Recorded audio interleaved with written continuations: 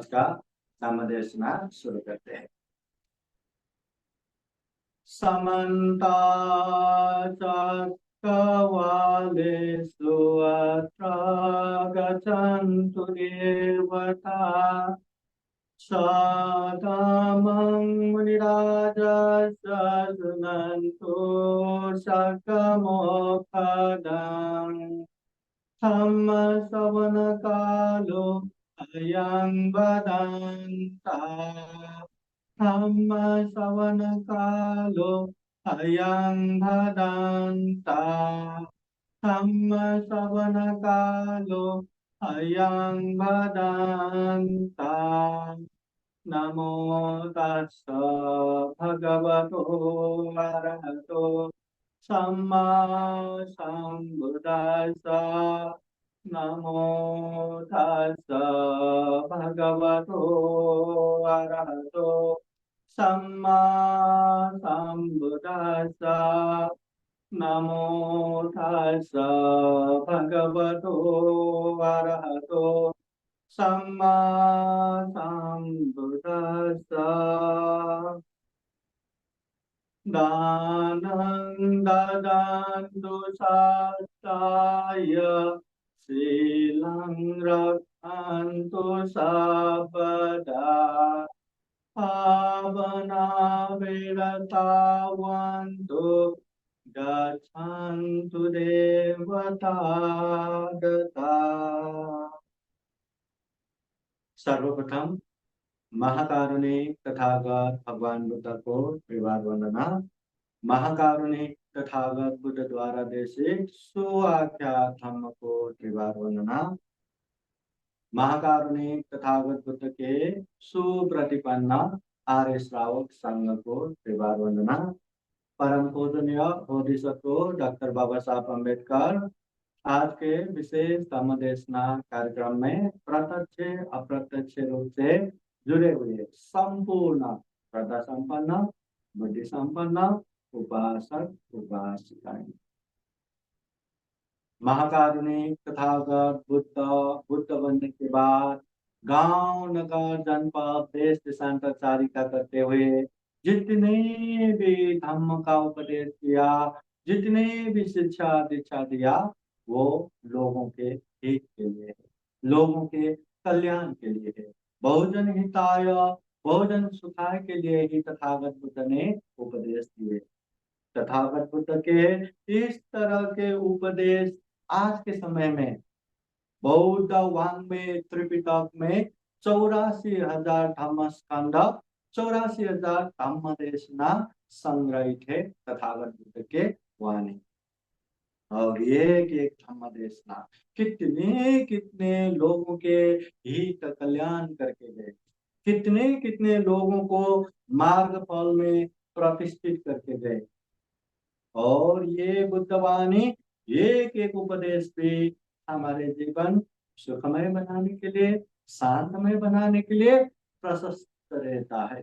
बस वो बुद्धवाणी को जानना है, समझना है और महसूस करते हुए व्यवहार में पालन करना है, अभ्यास करना है। जिस तरह महाकारुणिक तथागत बुद्ध ने सभी दुखों से मुक्त निर्वाण की तरफ निरंतर आगे बढ़ने वाले, चाहे उपासक उपासिका हो, चाहे भिक्षु भिक्षुनी हो, उन लोगों के लिए 3 उपदेश देते हैं। वो 3 उपदेश शील समाधि प्रज्ञा।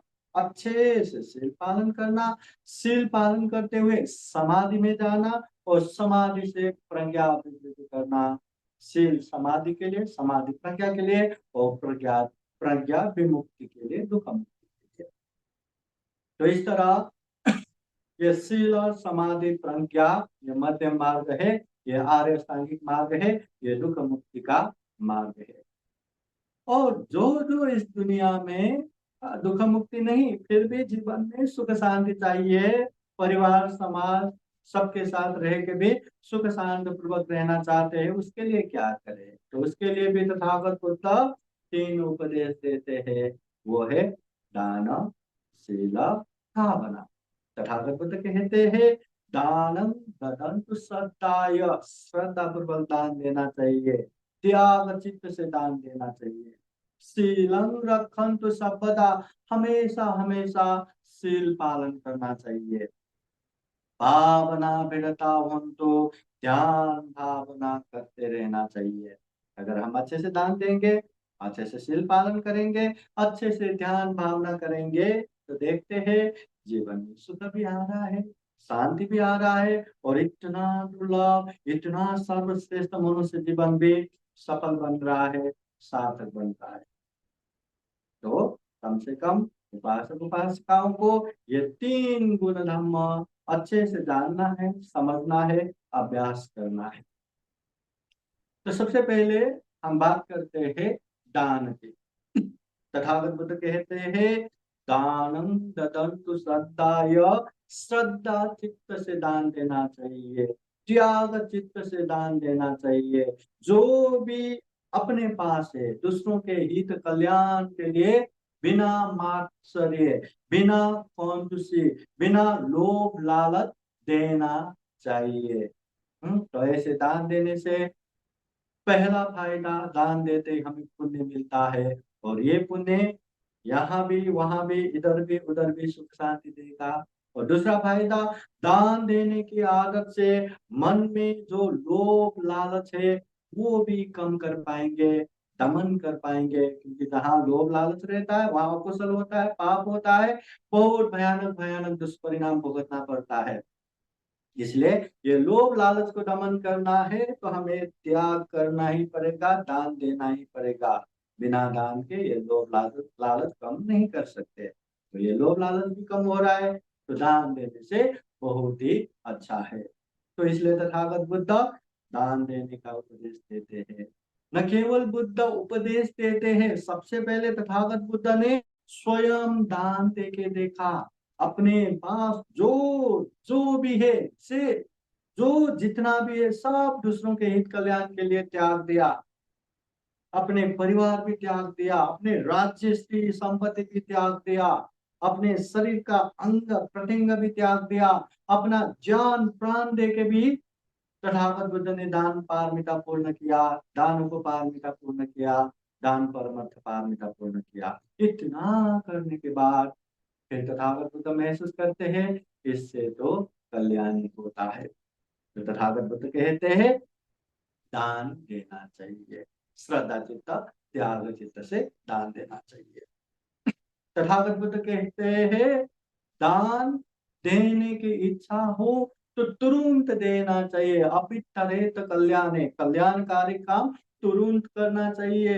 हाँ, दान देने का मन हुआ पर अभी नहीं, बाद में दूंगा, बाद में दूंगा, बाद में दूंगा, ऐसा कहते रहेंगे तो बाद में हम दे ही नहीं पाएंगे, फिर से उस तरह का श्रद्धा चित्त उत्पन्न ही नहीं कर पाएंगे। इसे दान तुरंत देना चाहिए। दान देने से हमेशा कल्याण ही होता है, हानि नुकसानी नहीं होता। तथागत बुद्ध के समय में श्रावस्ती नगर में एक साधक नामक एक ब्राह्मण था।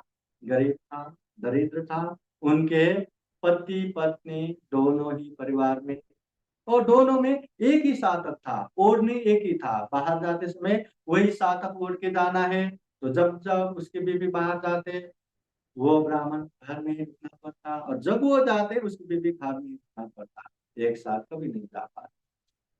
समय समय पे धम्म देशना भी सुनते रहते थे, बुद्ध के पास जाते रहते थे। एक दिन दोपहर का समय उसके बीवी धम्म देशना सुन के आए, तो रात के समय में धम्म देशना सुनने के लिए ये एक साधक ब्राह्मण गए। तो धम्म देशना सुन रहे थे, वहां दान का महिमा, दान का चर्चा हो रहा था कि दान देने से हमेशा कल्याण होगा। पहले दान दिया तो अभी अच्छा हो रहा है, अभी दान देंगे तो बाद में भी अच्छा होगा। पहले दान नहीं दिया था इसलिए अभी कुछ नहीं है, अभी भी दान नहीं देंगे तो बाद में भी कुछ नहीं रहेगा। ऐसे दान का महिमा चर्चा सुन सुन के वो एक साधक ब्राह्मण को भी लगा कि मुझे भी दान देना चाहिए। पहले कुछ दान नहीं दिया होगा इसलिए इतना दरिद्र गरीब हो गया, अभी दान नहीं देंगे तो भविष्य भी इसी तरह जाएगा, तो मुझे दान देना चाहिए। और दान दो तो क्या दो, इतना गरीब, इतना दरिद्र, कुछ भी नहीं है। फिर सोचते हैं नहीं नहीं, आज तो दान देना है और दान देने के लिए मेरे पास है, क्या है, ये सातक है, ये ओढ़नी है। हाँ, क्यों ना मैं ये सातक ही तथागत बुद्ध को दान दूं। फिर सोचते हैं नहीं नहीं नहीं, एक ही तो सातक है। हाँ, और ये साल एक भी दान देंगे तो बाहर कैसे आएंगे। हाँ, अभी एक ही है करके दोनों पति पत्नी में एक ही जन बाहर निकल सकता है, एक जन घर में ही रुकना पड़ता है। तो ऐसे समय में ये साधक भी दान देंगे तो फिर कैसे चलेगा। नहीं नहीं, दान नहीं देना चाहिए। हम्म, फिर सोचते हैं नहीं नहीं, दान दूंगा। फिर सोचते हैं नहीं नहीं, दान नहीं देना चाहिए। तो रात्रि का प्रथम प्रहर धूम नादों में ही बीत गया। फिर रात्रि की द्वितीय प्रहर मतलब मध्य रात में फिर उसको ख्याल आया, धम्मदेशना सुनते सुनते नहीं नहीं नहीं, दान तो देना ही पड़ेगा। हाँ, हुआ तो क्या ही होगा, पर ये दान से लंबे समय तक हमारा कल्याण होगा। नहीं, दान तो दूंगा ही। हाँ, फिर सोचते हैं नहीं नहीं नहीं, फिर एक ही है, बीवी से पूछा भी नहीं, मैं अकेले कैसे दान दूं। नहीं नहीं नहीं, नहीं दे सकते। मतलब दान देना आसान नहीं है। दानंच युद्धंच समान माहो, दान देना और लड़ाई में युद्ध जितना समान है। लड़ाई में युद्ध जीतने के लिए इतने सैनिकों को हरा के वो लड़ाई जीतना बहुत मुश्किल है। उसी तरह मन के लोभ लालच को जीत के वो दान देना आसान नहीं है। तो दान दूं ना दूं, दूं ना दूं, उसी में रात्रि का द्वितीय प्रहर भी गया। फिर तृतीय प्रहर शुरू हो गया। तृतीय प्रहर बोले तो सुबह सुबह का समय। फिर धम्म देशना सुनते सुनते उसके मन में नहीं नहीं, दान तो देना ही चाहिए। इतना तथागत बुद्ध मिला है, दान देने के लिए श्रद्धा है, और आज भाग्य से मेरे पास दान देने के लिए ये साधक, ये सॉल्व भी है, मैं तो दान दूंगा ही। हम्म? तो उस समय भी दान न देने का कितने कितने बहाना मिला था, फिर भी उसने मन बना लिया मैं तो दान दूंगा ही। उसने अपने सॉल निकाला, उसको अच्छे से रखा, और तथागत बुद्ध के सामने जाके दान दे ही दिया, अर्पण कर ही दिया। दान देने के बाद उसको अंदर से इतना सुख, इतना शांति महसूस हो गया। वो वही चिल्लाने लगा, मैं जीत गया, मैं जीत गया। उसी समय कौशल देश के राजा प्रसेनजीत भी प्रत्येक गांव में जाके, दूर गांव में जाके वहीं से श्रावस्ती की तरफ आ रहा था। तो जेतवन में भगवान बुद्ध के पास थोड़ा उपदेश सुनने के लिए वहां बैठा था।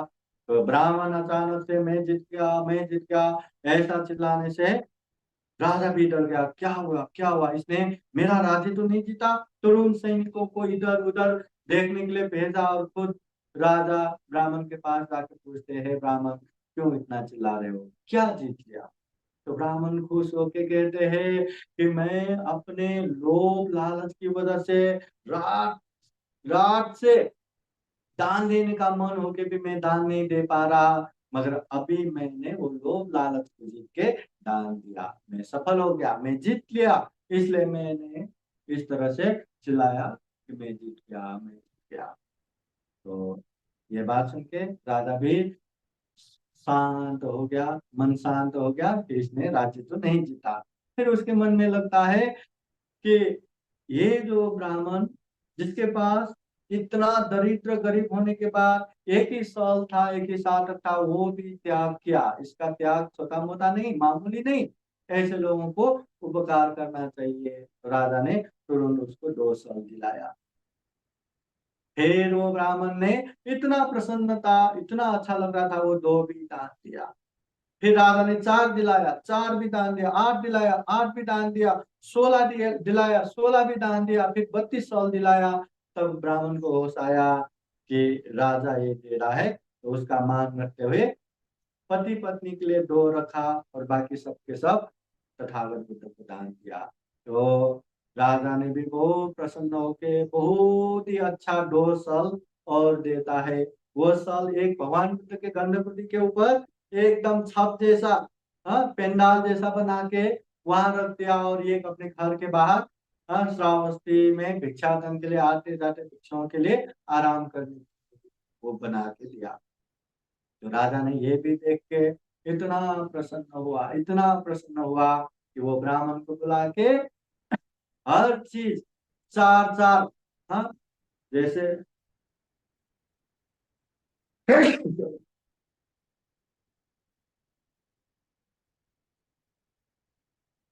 तो ब्राह्मण को बुला के राजा ने हर चीज चार चार दिलवाया, जैसे चार घोड़ा, चार हाथी, चार गांव, 4,000 स्वर्ण मुद्रा, हाँ, चार दास, चार दासी, हर चीज चार चार, चार गांव, इस तरह चार चार चार चार उसको पुरस्कार के रूप में दिया।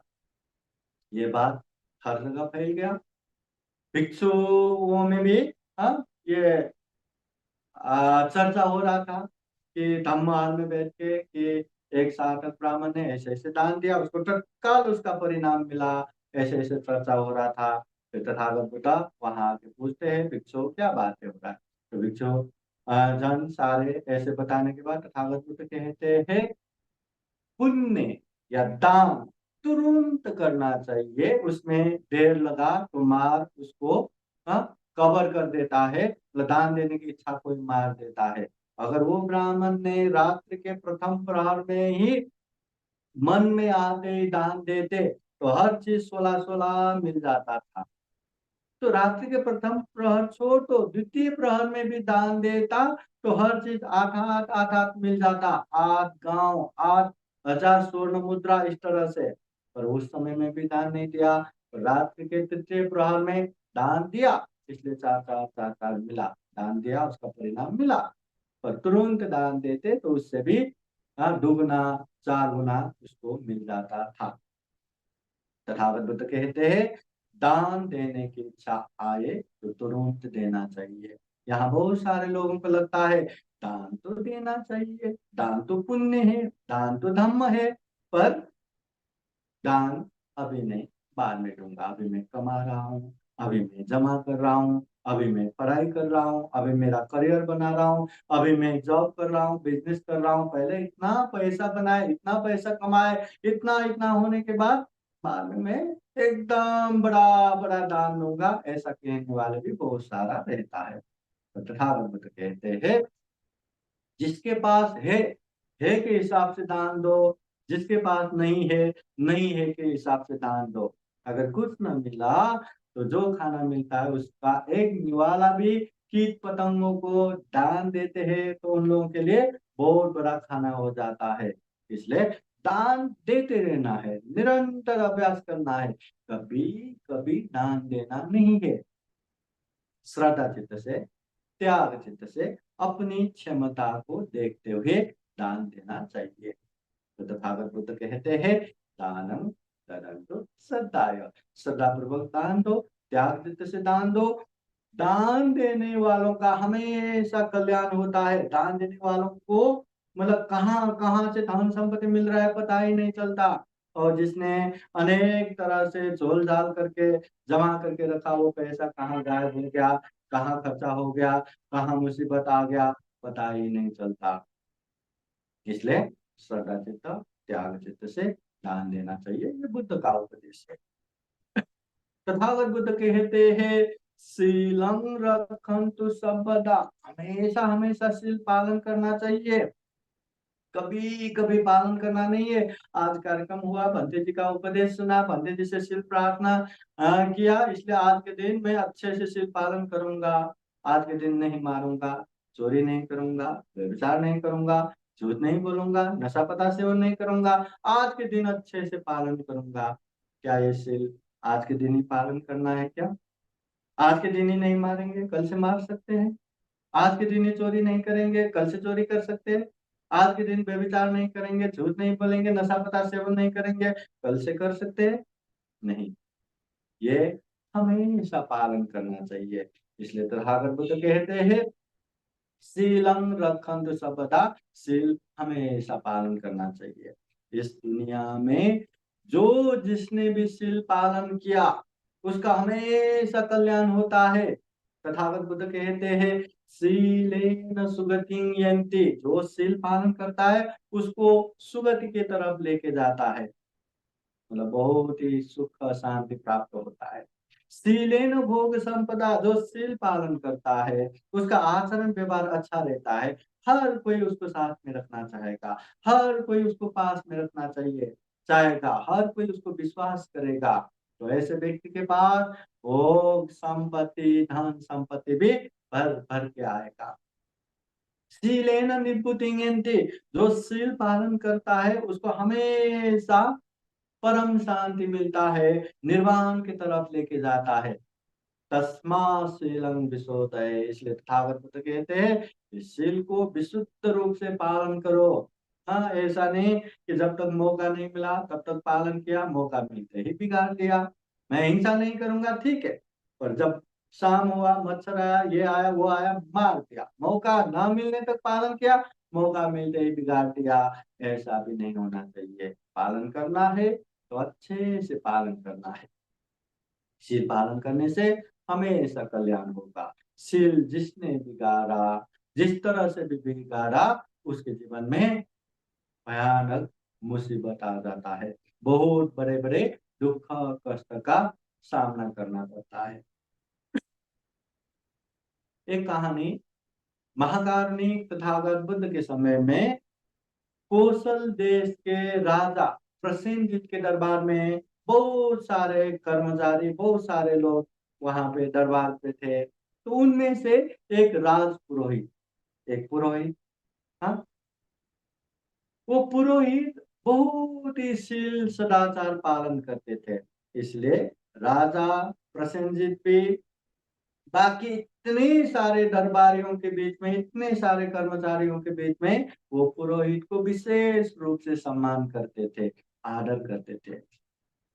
तो हमेशा राजा वो पुरोहित को आदर करते थे, सम्मान करते थे। तो वो पुरोहित के मन में लगा कि इतने सारे लोग हैं, राजा मुझे इतना सम्मान करते हैं, इतना आदर करते हैं, इसका कारण क्या हो सकता है? क्या मैं शील सदाचार पालन कर रहा हूँ इसलिए है? क्या मैं जात से उच्च जात का हूँ, ब्राह्मण हूँ इसलिए है? या मैं राजपुरोहित हूँ इसलिए? या मेरे पास धन संपत्ति है इसलिए? किस, ये जात को देख के सम्मान कर रहे हैं, या शील को देख के सम्मान कर रहे हैं, या धन को देख के सम्मान कर रहे हैं, या मेरे ओहदा को देख के सम्मान कर रहे हैं, किस लिए?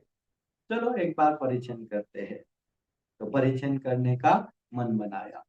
उसके बाद वो पुरोहित दरबार से निकलते ही एक दुकान लगता था, एक सोने की दुकान।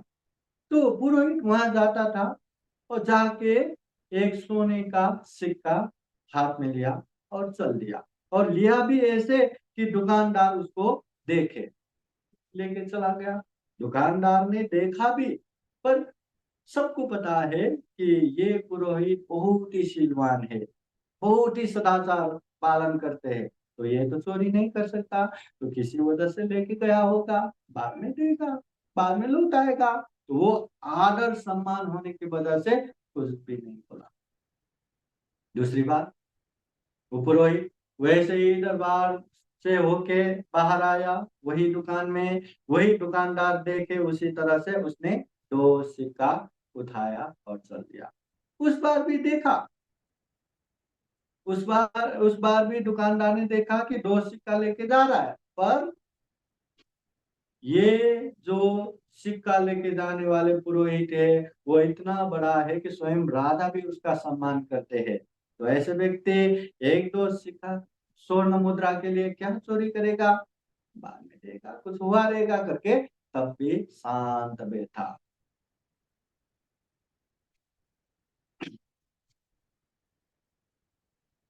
कुछ भी वो दुकानदार ने नहीं बोला। फिर अगली बार भी जब वो पुरोहित दरबार होके आया, तो वही दुकान में आया, वही दुकानदार देखे उस तरह से एक मुट्ठी सोने के असर पे उठाया और चल दिया। उस बार भी दुकानदार ने देखा, पहली बार लिया तो सब लोग इसको सिलवान मानते हैं, तो वो कैसे चोरी करेगा, लाएगा बाद में।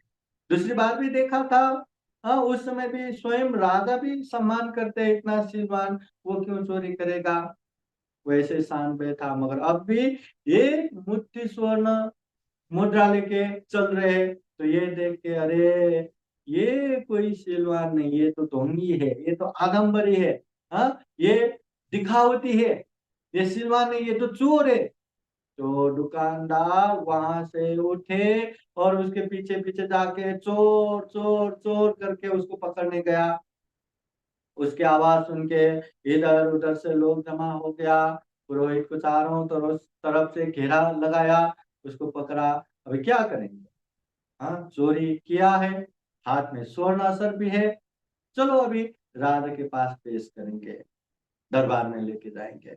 सब लोग मिलके दरबार में लेके गए और राजा को कहते हैं कि इसने पहली बार ऐसे एक मुद्रा उठाया, दूसरी बार दो स्वर्ण मुद्रा उठाया, अभी तो एक मुट्ठी स्वर्ण और सफेद चुरा के लेके गए, उनके हाथ में है। तो राजा ने देख के बहुत ही दुख लगा, जिस जिस व्यक्ति को इतना सिलवान करके सम्मान कर रहे थे, वो व्यक्ति तो चोर निकला। बहुत ही दुख लगा। अब उस समय चोरी की सजाए मृत्यु दंड होता था, जो चोरी करते उसको मृत्यु दंड। तो राजा ने कहा अभी सब लोग कह रहे हैं वो चोर है, उसके हाथ में स्वर्ण मुद्रा भी है, तो इसलिए राजा ने भी कहा अगर चोर है तो ठीक है, इसको राजदंड दिया। राजदंड की घोषणा होने के बाद फिर वो पुरोहित कहते हैं महाराज मैं आपसे एक विनती करना चाहता हूँ। हाँ बोलो। तो वो पुरोहित कहते हैं महाराज मैं चोर नहीं हूँ। राजा कहते हैं चोर नहीं है? हाँ इतने सारे लोग चोर करके तुम्हें यहाँ लेके आए हैं, तुम कैसे कहते हो तुम चोर नहीं? तो वो कहते हैं महाराज इतने सारे दरबारियों के बीच में आप हमेशा मेरा सम्मान करते थे, हमेशा मेरा आदर करते थे। ये देख के मेरे मन में बार बार लगने लगा था कि आप मुझे क्या देख के सम्मान कर रहे हैं। मेरा जात देख के, मेरा धन संपत्ति देख के, मेरा ओहदा देख के, या मेरे सिलसिलाचार देख के? मगर आज मैंने जान लिया कि आप मेरा सम्मान केवल और केवल शील सदाचार देख के ही सम्मान करते थे। अगर जात देख के होता तो मुझे माफ कर देता, मेरे ओहदा को देख के सम्मान करते होते तो मुझे माफ कर देते, या धन संपत्ति देख के कर मेरा सम्मान करते तो माफ कर देते। मगर शील सदाचार बिगड़ते ही आपने मुझे माफ नहीं किया, मुझे दंड दिया। मतलब जब तक शील सदाचार मेरे में था तब तक आपने मेरा सम्मान किया, वो शील सदाचार ना रहने के बाद मुझे दंड देने की निर्णय लिया। तो आज मैंने जान लिया कि शील सदाचार की वजह से आप मेरा सम्मान कर रहे हैं। महाराज अगर आपकी अनुमति हो तो अभी मैं गृहस्थ में नहीं रहूंगा, मैं बुद्ध के पास जाके प्रवज्ञा लेके अच्छे से शील सदाचार का पालन करना चाहता हूँ। तो ऐसा कहने पे राजा भी बहुत ही खुश हुआ। जिस व्यक्ति को इतना शील सदाचार युक्त करके इतना सम्मान दे रहा था, आदर कर रहे थे, वो चोर करके राजदंड देते देते रह गया था। तो ये उसका परीक्षा जानने के बाद वो राजा भी खुश हुआ। हाँ अच्छा है, अगर तुम्हारी इच्छा है तो तुम प्रजा हो सकते हो। तो राजा की अनुमति पाने के बाद वो पुरोहित घर में भी सबको बता के वो भिक्षु बन गए, और खूब अच्छे से सदाचार पालन करते करते बहुत जल्दी वो दुख मुक्त भी हो गए, अरहंत भी हो गए, निर्वाण भी प्राप्त कर लिए। हम्म? जीवन में शील और सदाचार का महत्व बहुत बहुत बहुत ज्यादा है। हाँ इसलिए कहते हैं ना, अगर हमारा धन संपत्ति ये खत्म हो जाता है तो कुछ भी बड़ी बात नहीं है। अगर हमारा हेल्थ बिगड़ जाते हैं, स्वास्थ्य बिगड़ जाते तो कुछ तो हानि नुकसानी है। मगर चरित्र, कैरेक्टर खत्म हो गया तो सब खत्म हो जाता है। इसलिए हमारा चरित्र, हमारा आचरण व्यवहार शुद्ध होना चाहिए। आचरण व्यवहार अच्छा नहीं रहा तो इंसान भले ही चेहरे से कितना अच्छा हो, भले ही रंग रूप से कितना ही अच्छा रहो, भले ही कितना महंगे से महंगे कपड़ा पहनो, महंगे से महंगे जेवरात पहनो, फिर भी वो सुंदर दिखने वाला नहीं है। फिर भी लोगों के दिल में नहीं आ सकता, कोई भी उसको पसंद नहीं करेगा।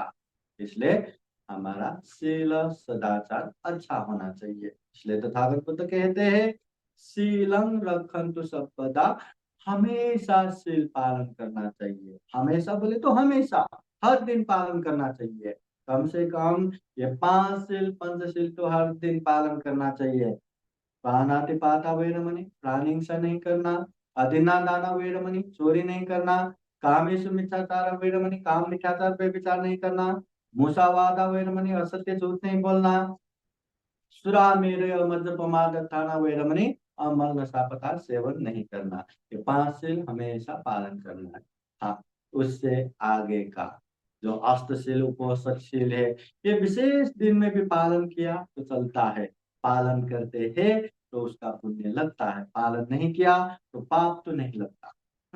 और उससे भी ऊपर का 10 शील पालन करना है तो प्रवज्ञा लेके 10 दिन का 15 दिन का लेके कभी भी 10 शील पालन कर सकते हैं। और उससे भी आगे का ये 227 नियम 311 नियम ऐसा पालन करना है तो उपसंपदा दीक्षा लेके भिक्षु भिक्षुणी बन सकते हैं। पर ये पंचशील मूल आधार है, हमेशा पालन करना चाहिए। इसलिए बुद्ध कहते हैं शीलम रखन्तु सर्वदा, शील हमेशा पालन करो। पहला गुण हो गया दानं ददंत श्रद्धाय, श्रद्धा पूर्वक दान देना है। दूसरा गुण धर्म हो गया शीलं रखन्तु सर्वदा, शील सदाचार पालन करना है। और तीसरा गुण धर्म है भावना विरता तो ध्यान भावना करते रहना है। ध्यान भावना क्यों करना चाहिए? मन को एकाग्र करने के लिए। ध्यान भावना क्यों करना चाहिए? मन को समाधि में लगाने के लिए। ध्यान भावना क्यों करना चाहिए? मन को समाधि भी नहीं, सम्यक समाधि में लगाने के लिए। ध्यान भावना क्यों करना चाहिए? सम्यक समाधि से प्रज्ञा वृद्धि करने के लिए। और ध्यान भावना क्यों करना चाहिए? ये प्रज्ञा वृद्धि करके विमुक्ति सुख प्राप्ति करने के लिए, निर्वाण प्राप्त करने के लिए। ध्यान भावना करने से व्यवहारिक रूप में भी खूब सुख शांति मिलेगा, क्योंकि हर चीज में एकाग्र होके काम करने वाला काम करने में, पढ़ने वाला पढ़ने में, बिजनेस करने वाला बिजनेस करने में, घर का काम बाहर का काम, हर चीज में अच्छे से सजग सचेत होके वो काम कर पाएंगे, वो अच्छे से काम पूरा कर पाएंगे। और आध्यात्मिक रूप से भी देखेंगे तो ध्यान भावना करेंगे, एकाग्र होंगे, सम्यक समाधि वृद्धि होंगे तो प्रज्ञा वृद्धि होगा और हर चीज एकदम अच्छे से कर पाएंगे। प्रज्ञा रहा ना, दान भी अच्छे से दे पाएंगे, शील भी अच्छे से पालन कर पाएंगे, जो भी धर्म का काम करेंगे अच्छे से कर पाएंगे। अगर प्रज्ञा नहीं रहा ना, दान देते समय भी पूरा वो गलत गलत हो जाता है, शील पालन करते समय भी वो अंधविश्वास मिथ्या दृष्टि में चला जाता है। इसलिए तथागत बुद्ध कहते हैं पंज्ञावंत स्वयं धम्मो, ये धम्म प्रज्ञावानों के लिए है। और ये प्रज्ञा समाधि से वृद्धि होता है और ये समाधि ध्यान भावना से ही प्राप्ति होता है। इसलिए ध्यान भावना करते रहना चाहिए। विशेषता मन चंचल है, मन चपल है, एक जगह टिका नहीं रहता, हमेशा इधर उधर भागते रहते। ऐसे चंचल मन को एकाग्र करने के लिए हमें ध्यान भावना करना चाहिए। और उसके बाद भी ये मन में बहुत ही गलत गलत विचार आते रहते हैं, गलत गलत ख्याल आते रहते हैं। वो तो अच्छा है, हमें हीरी ओतप्प लोकपाल गुण धम्म है, मतलब गलत करने में लाज और भय है, जिसकी वजह से हम पाप कर्म तुरंत नहीं करते। मन में कुछ भी ख्याल आए, गलत ख्याल भी आए तो हम शरीर से प्रकट नहीं करते, वाणी से प्रकट नहीं करते। अगर ये लज्जा भय नहीं देता तो कुछ भी करता ना। हाँ? तो ऐसे मन में अनेक अनेक अशुद्ध विचार है, गलत गलत ख्याल है, तो ऐसे अशुद्ध मन को परिशुद्ध करने के लिए भी हमें ध्यान साधना करना चाहिए। तथागत बुद्ध कहते हैं ये कायनो अयं मग्गो विशुद्धिया, विशुद्धि के लिए दुख मुक्ति के लिए, निर्वाण प्राप्ति के लिए एक ही मार्ग है, ध्यान साधना विपස්සना। एक ही मार्ग, ध्यान साधना किए बिना हम अपने मन को शुद्ध नहीं कर सकता। और मन तो पूरा बेस है, पूरा आधार है। तथागत बुद्ध कहते हैं मनसा चे पदुत्थेन, अगर मन गलत हुआ, मन अशुद्ध रहा, तो बासती वा करो दीवा, कुछ भी बोलेगा कुछ भी करेगा वो गलत ही हो जाएगा। हाँ, तो ऐसे लोगों को ततोनं दुख मनवेति, दुख आता है। और दुख भी कैसे आता है? चक्कं वो तो पनंग, बैल के पीछे पीछे जो गाड़ा लड़ा हुआ है, तो बैल के पीछे पीछे वो चक्का भी, हाँ, पीछे पीछे आते रहते, वो चाह के भी वो बैल उसको हटा नहीं सकता। ऐसे ही भार, ऐसे ही दुख पीछे पीछे आते रहते। फिर तथागत बुद्ध कहते मनसा से प्रसन्न, प्रसन्न, अगर मन प्रसन्न हो, मन शुद्ध हो, मन अच्छा हो, तब तो भाषति वा करोति वा, अगर वो कुछ बोलेंगे या कुछ करेंगे तो नंग सुख मनवेति, ऐसे लोगों के पीछे पीछे अब सुख आता है, दुख नहीं सुख आता है। और सुख भी कैसे आता है? छाया वो अनपायिनी, जहां जहां प्रकाश है वहां वहां हमारे परछाएं पीछे पीछे आते रहते, वो आया करके हमें जरा सा भी तकलीफ नहीं, जरा सा भी भार नहीं, शांत है, आनंद है। उसी तरह हमारे पीछे पीछे लग के सुख आता है। तो मन शुद्ध होना चाहिए। मन शुद्ध रहा तो हम वाणी से कुछ भी बोले, शरीर से कुछ भी करे, अच्छा ही होगा। तथागत बुद्ध भी कहते हैं अगर हाथ में घाव नहीं तो जहर भी हाथ में लिया तो जहर हमारा कोई हानि नहीं कर सकता। अगर मन शुद्ध रहा तो शरीर से वाणी से कुछ भी किया ना, उसका भी गलत अकुशल पाप नहीं बनता। मगर मन अशुद्ध रहा तो कितना भी हम कुछ भी करें, हमें पाप ही होगा, अकुशल ही होगा। और उस वजह से दुख पीछे पीछे आते रहते हैं। तो ऐसे अशुद्ध मन को शुद्ध बनाने के लिए, अशुद्ध मन को परिशुद्ध करने के लिए हमें ये ध्यान साधना करना चाहिए। इसलिए तथागत बुद्ध कहते हैं भावना फिरता हूं तो ध्यान भावना करते रहो। तथागत बुद्ध के समय में भारद्वाज ब्राह्मण, वो भारद्वाज ब्राह्मण बड़े बड़े यज्ञ होम करके, बड़े बड़े पूजा करके ऐसे कर्म कांड करने वाला। हम्म? जब उसके बेटे की शादी हुआ तो ऐसे बहू आई जो बुद्ध के उपासिका थे, बुद्ध को मानते थे, वो बुद्ध की पूजा करते थे। भारद्वाज ब्राह्मण को ये बात बिल्कुल पसंद नहीं आता, मगर बहू की बात क्या है, सिर्फ ये बात छोड़ के बाकी सब अच्छा है, शील सदाचार आचरण ये वो सब अच्छा है। और बहू को कुछ बोले तो अगर आपको पसंद नहीं तो मुझे मायके भेज दो, ऐसा कहने वाले। तो क्या करे, वो बात को उपेक्षा भाव रख के उसको रखा। बहू भी ऐसे कि कहीं भी ठक्कर भी लगा, नमो तस्स भगवतो अरहतो सम्मा सम्बुद्धस्स, बुद्धं शरणं गच्छामि, धम्मं शरणं गच्छामि, संघं शरणं गच्छामि, ऐसा प्रार्थना करने वाली। तो एक समय भारद्वाज ब्राह्मण ने अपने धर्म गुरुओं को घर में भोजन को बुलाया, और ऐसे भोजन बनाने में बहुत एक नंबर अच्छा खासा खाना बनाया, सब परोसा। और भारद्वाज ब्राह्मण ने पहले ही बहू को कह के रखे कि आज किसी भी हालत में बुद्ध का नाम मत ले। उसने भी हाँ ठीक है कोशिश करती हूँ। सारा खाना परोसा, सब ठीक हो गया। अंत में कहाँ कहाँ से बहू को ठक्कर लग गई तो तुरंत उसने बुद्ध का नाम लिया, धम्म का नाम लिया, संघ का नाम लिया। नाम लेते ही धम्म गुरु परोसे हुए खाना को छोड़ के इतने गुस्से से, अरे दुनिया में कोई लड़की नहीं मिला क्या जो बुद्ध के ऐसे उपासका को उठा के लेके आया करके, गुस्से से खाना भी छोड़ के बिना खाना खाए वो निकल पड़े। भारद्वाज ब्राह्मण को बहुत आघात लगा, बहुत दुख लगा। अभी करूं तो क्या करूं, बहू को कुछ बोलेंगे तो वो तो मायके जाएगी, तो क्या करे। इतना गुस्सा आ रहा था, इतना गुस्सा आ रहा। तो आज मैं ऐसा करता हूँ, तो मेरे बहू को बिगाड़ने वाले जो बुद्ध है उसको ही मैं गाली देता हूँ। क्या गुस्सा संभाल संभाल के वहां से बुद्ध की तरफ गए, जहां बुद्ध रहते वहां गए। गुस्सा कम न हो, अनेक अनेक गाली के वो सोच सोच के वो वहां चले गए। उस समय तथागत बुद्धा पेड़ के नीचे आराम से शांत से बैठे थे।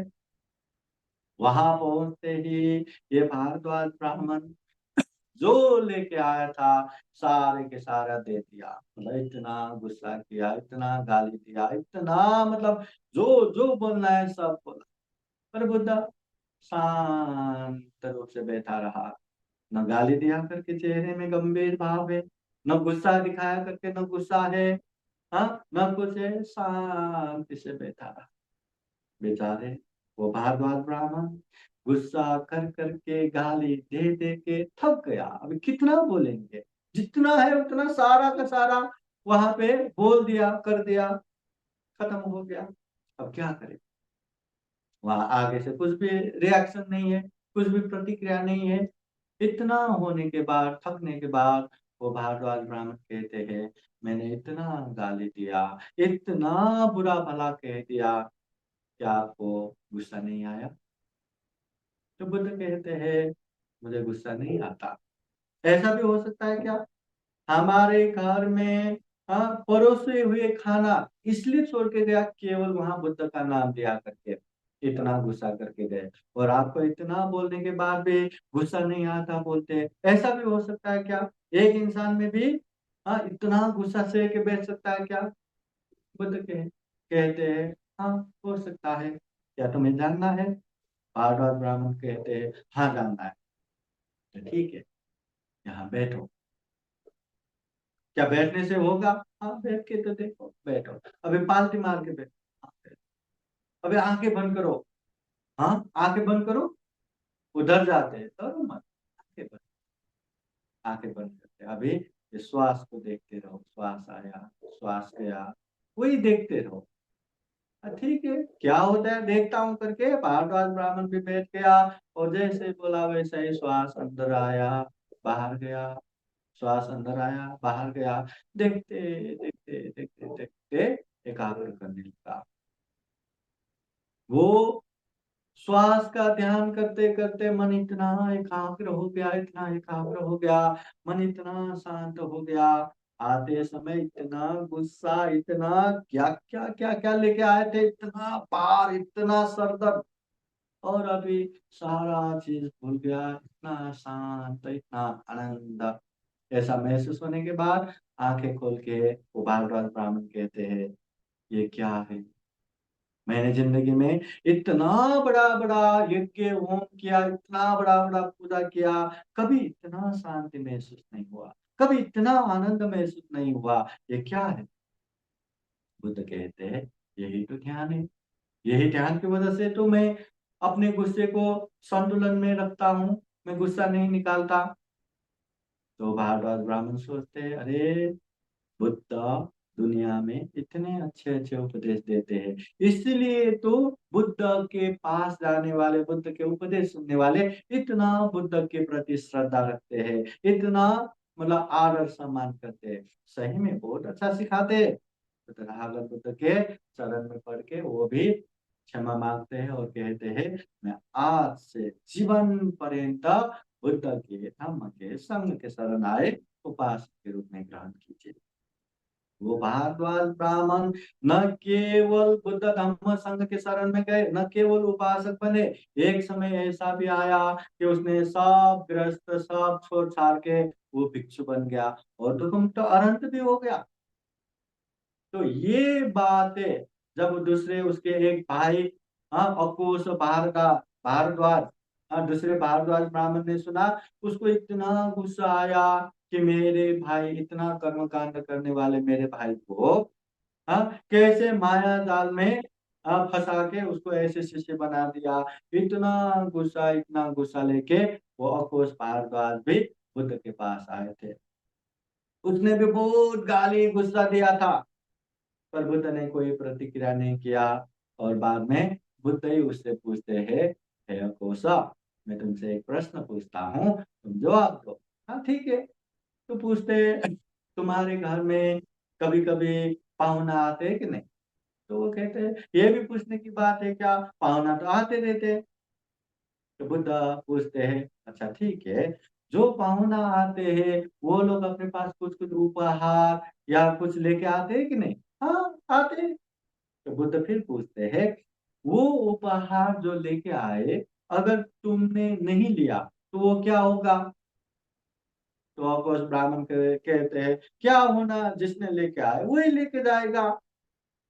तो बुद्ध कहते हैं, "हे अकोसा, आज मेरे यहाँ भी एक पाहुना आए, उसने ढेर सारा, हाँ, ये गिफ्ट, ढेर सारा उपहार लेके आए।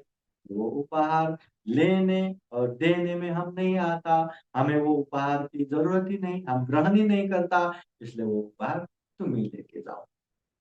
तो ऐसा कहने पे अब बहुत से ब्राह्मण भी, अरे, दुनिया में लोगों के पास इतना गुस्सा भर भर के रहता है, और खुद के आंग पे कुछ भी हुआ, कुछ भी बोला, कितना गुस्सा करते हैं। और बुद्ध है कि इतना अच्छे से ये बातें समझाते हैं कि वो भी बुद्ध के शरण में जाते हैं। मतलब ये ध्यान भावना करने से ही ये मन को संतुलन कर सकते हैं। ध्यान भावना करने से ही आगे पीछे अंदर बाहर क्या हो रहा है उसको जान सकते हैं। ध्यान भावना करने से ही कोई हमें कितना भी गुस्सा दिलाने की कोशिश करे, हम संतुलन में रह पाएंगे। कोई कितना भी लोभ लालच में फंसाने की कोशिश करे, हम संतुलन में रह पाएंगे। ध्यान भावना करेंगे तो खुद को अच्छे से जान पाएंगे, खुद को कैसे दुख हो रहा है, कैसे सुख हो रहा है, दुख का मार्ग क्या है, सुख का मार्ग क्या है, दुख के मार्ग से कैसे अलग होना है, सुख के मार्ग में कैसे जुड़ना है, हर चीज स्पष्ट स्पष्ट दिखने लगता है। बस अभ्यास करते करते आगे बढ़ेंगे तो जीवन में सुख ही सुख है।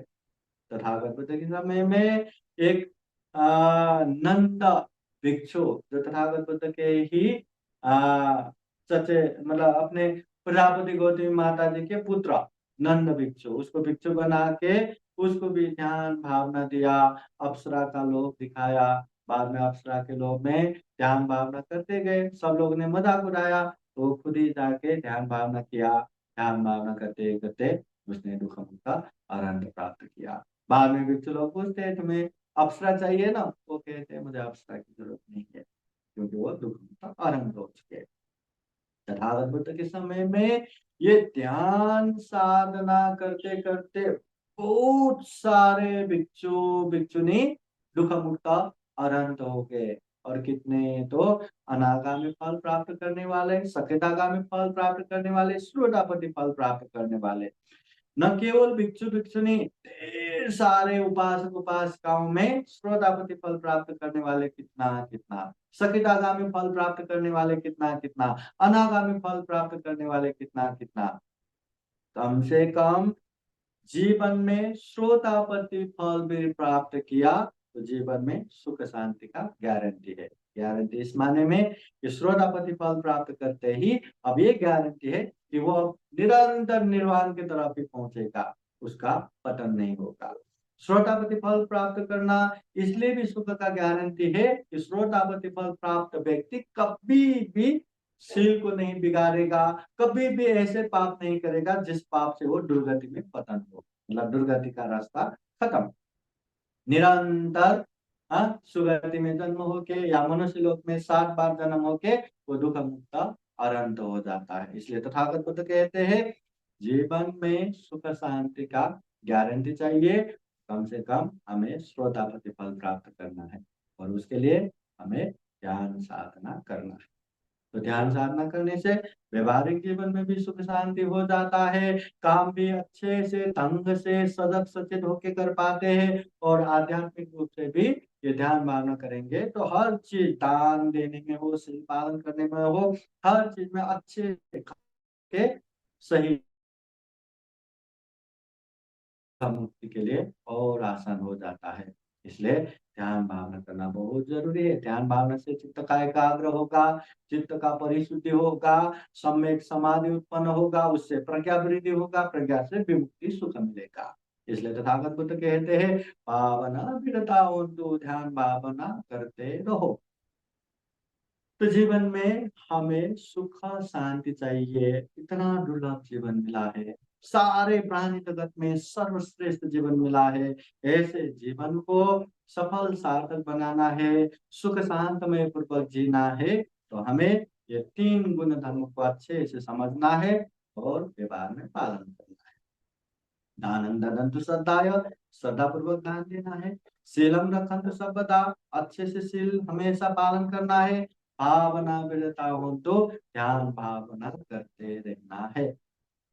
हाँ, अभी इसको अच्छे से समझना है, अच्छे से महसूस करना है, और धीरे धीरे अभ्यास करते करते पालन करते करते जाना है। जितना पालन करेंगे उतना जीवन में सुख शांति मिलेगा, दुख मुक्ति के मार्ग पे निरंतर आगे बढ़ेंगे। तो हम यही कामना करते हैं कि हम भी जीवन में खूब खूब पुण्य कर सके, धर्म कर सके, जीवन में श्रद्धा पूर्वक दान दे सके, शील पालन कर सके, ध्यान भावना कर सके, और ढेर सारा पुण्य धर्म करते करते ये दुर्लभ, ये अमूल्य, ये सर्वश्रेष्ठ मनुष्य जीवन को सफल बना सके, सार्थक बना सके। अंत में जन्म जरा व्याधि मरण से मुक्त निर्वाण तक प्राप्त कर सके, ऐसी कामना करते हुए आज का ये धम्म देशना यही समापन करते हैं। सबका मंगल हो, सबका कल्याण हो। भवतु सब मंगलम। साधु साधु साधु। अभी धम्म देशना के अंत में आप सभी के जीवन में बुद्ध का आशीर्वाद रहे, धम्म का आशीर्वाद रहे, संघ का आशीर्वाद रहे, ऐसी कामना करते हुए बुद्ध वाणी पाली गाथा द्वारा आशीर्वाद देते हैं। सब लोग आशीर्वाद ग्रहण करने के लिए हाथ जोड़ के श्रद्धा पूर्वक बैठिए। सवेतियो विवचान्तो सप्परोगो विनाशतु, माते भवत्वन्तरायो सुखी दीर्घायुको भव। भवतु सर्वमङ्गलं रक्षन्तु सर्वदेवता, सर्वभूतानुभावेन सदा सुखी भवन्तु ते। भवतु सर्वमङ्गलं रक्षन्तु सर्वदेवता, सर्वधर्मानुभावेन सदा सुखी भवन्तु ते। भवतु सर्वमङ्गलं रक्षन्तु सर्वदेवता, सर्वसङ्घानुभावेन सदा सुखी भवन्तु ते। इचितं पाचितं दुह्यं क्षिप्रमेव समेचतु, सवे पुरन्तु चित्तसङ्कल्पदन्तो मन्नरसो यथा। आयुरारोग्य सम्पत्ति सर्गसम्पत्तिमेव च, अतो निब्बान सम्पत्ति इमिनाते समेजतु। साधु साधु साधु। बुद्धं नमामि, धम्मं नमामि, संघं नमामि, अहं वन्दामि सर्वदा। सबका मंगल हो, सबका कल्याण हो, सुखी हो, सुखी हो, सुखी हो।